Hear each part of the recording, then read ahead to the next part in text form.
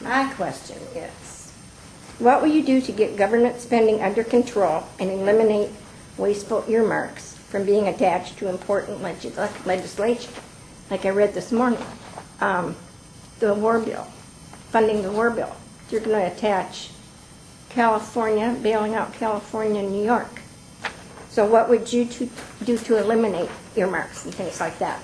Well, some of the ideas that I know we kicked around when I was in Congress on those issues was, number one, to put a moratorium on all earmarks. I signed a pledge to not earmark. I know that that means that I'm going to have to be more aggressive in going to bureaucrats and selling them on the issue that our district pays, for instance, aviation fuel taxes. And those aviation fuel taxes ought to go to a parallel runway widening, for instance, at Battle Creek for our Air National Guard base, and for Duncan Aviation, Western Michigan University, Flight School, and you name it.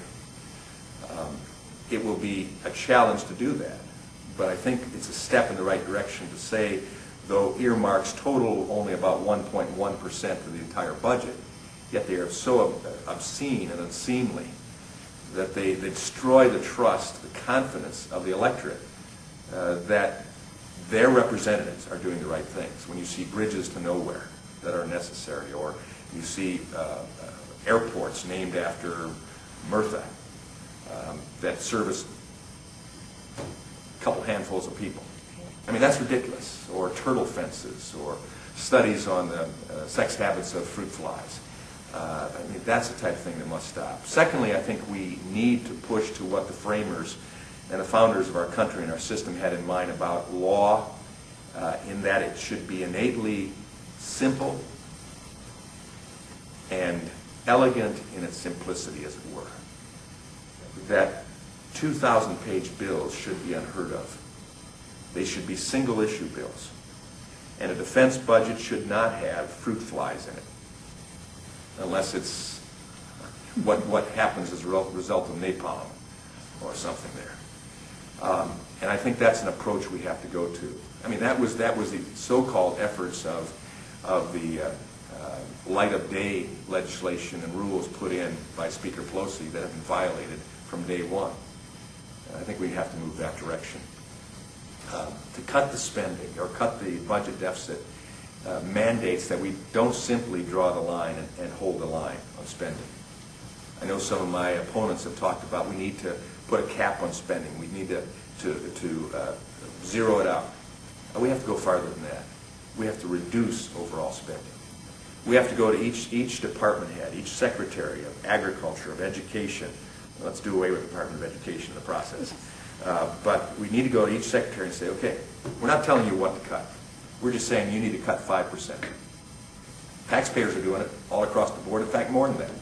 Businesses are doing it. 5%. We're not angry at you. We're just saying in the time we live in order to not simply hold the line and stop the increases, we've got to reduce. So you find a way to get 5% out of your budget. Anything non-defense, it has to go.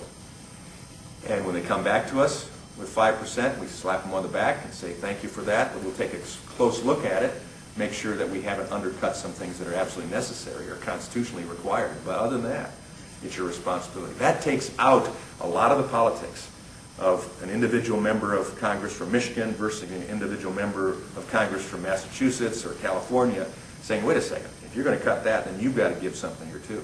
This is, hey, it's all on the table. Reduce the spending.